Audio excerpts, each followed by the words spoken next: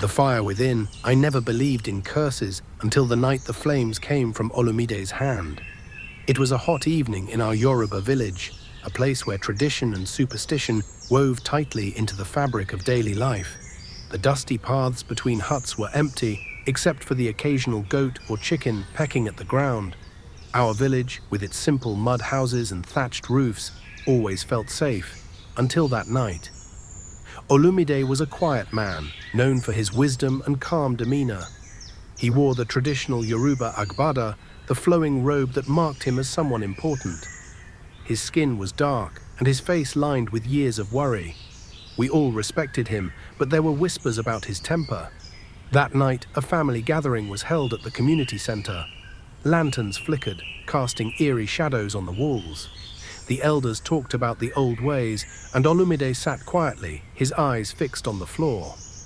But as the night wore on, a disagreement broke out between Olumide and another elder. The argument grew louder, and I could see Olumide's face turning red. Then it happened. With a roar that shook the ground, Olumide's hand erupted in flames. We all froze, our eyes wide in terror. The fire was not like anything I had seen before.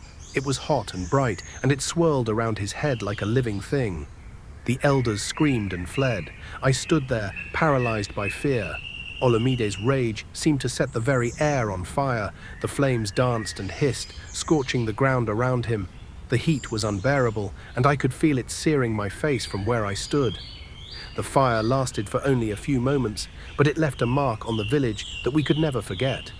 The ground was blackened where the flames had touched it, and Olumide's once proud agbada was burned through in places. The other elder was severely burned, and the village held its breath as we watched Olumide's face, which was now pale and ashen. After the fire died down, Olumide fell to the ground, exhausted and weak. The villagers gathered around him, murmuring in disbelief. The elders took him away to a secluded part of the village, where they tried to heal him using ancient remedies and prayers. For days, the village was quiet. No one spoke much, and people avoided Olumide's home. The fire had changed something in the air, and every crackle of a flame or flicker of a lantern reminded us of that terrible night. To this day, Olumide's story is told in hushed tones. The village has changed, and we have all learned to fear the anger that can unleash such fire. We still see the marks on the ground where the flames had danced, and every once in a while, when the wind is just right, it seems like we can still hear the echoes of that terrible roar. That night, I learned that the legends and curses we laughed about were not just stories. They were warnings. And Olumide's fire was a lesson that some things in our world are better left unexplored. In the weeks that followed, Olumide remained hidden. The village elders spoke of rituals and sacrifices to appease whatever spirits had caused the fiery outburst.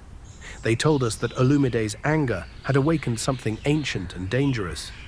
We were instructed to avoid the paths near his home and to be especially respectful of the traditions. As time went on, strange things began happening in the village. Crops withered despite the careful tending of the farmers. Livestock fell ill with no clear cause. The children, usually so full of life, seemed to grow quieter and more withdrawn. The once lively village had taken on an air of unease. One night, unable to sleep, I ventured out to the edge of the village. The sky was clear, but the stars seemed to flicker uncertainly. I made my way to where Olumide's house stood, hidden behind a thick grove of trees. The air was colder than usual, and every rustle in the leaves made my heart race. I crept closer and saw a light flickering through the cracks in the walls of Olumide's house. I knew I shouldn't be there, but curiosity and fear drew me in. I peered through a gap and saw something that made my blood run cold. Inside, the elders were performing a ritual. Olumide was lying on the ground, his eyes closed, and his body covered in herbs and strange symbols drawn in chalk. The flames from candles on the ground cast eerie shadows, and the elders chanted in a language I didn't understand. Their voices were low and serious. Then, without warning, Olumide's mouth began to glow with a faint, ominous light. It was the same fiery glow that had terrified us that fateful night. The light grew brighter, and the flames began to flicker and dance, just as they had before. But this time, the fire was controlled. It was as if Olumide was trying to communicate with the spirits that had been disturbed. The elders watched intently, their faces etched with worry and hope. The flames seemed to respond to their chants, swirling in patterns that I couldn't decipher. After what felt like hours, the flames died down. Olumide's face was drained, but there was a look of relief. The elders gathered around him, murmuring words of comfort. I could see that they had succeeded in calming whatever had been angered, but the damage had already been done. The village slowly returned to normal, though we all knew that things would never be the same. Olumide remained a recluse, and his once respected presence was now shadowed by the fire that had nearly destroyed us all. The fields slowly regained their vitality, and the animals grew healthy again, but there was a new wariness in the air. Every so often, I would see Olumide's old robe hanging on a tree near his house, singed and tattered. It was a stark reminder of that night. The villagers spoke of him in whispers, not out of disrespect, but because we all knew that he had witnessed something we could never fully understand. As for me, I never forgot the flames or the fear that night brought. I learned that some things in our world are more than just stories. They are warnings. And I always remember the lesson, to never provoke the spirits, and to respect the fire that burns within us all. Months passed, and the village slowly adjusted to its new normal. Life went on, but the events of that night left a mark on all of us. Olumide remained a shadow of his former self, his once vibrant presence now subdued.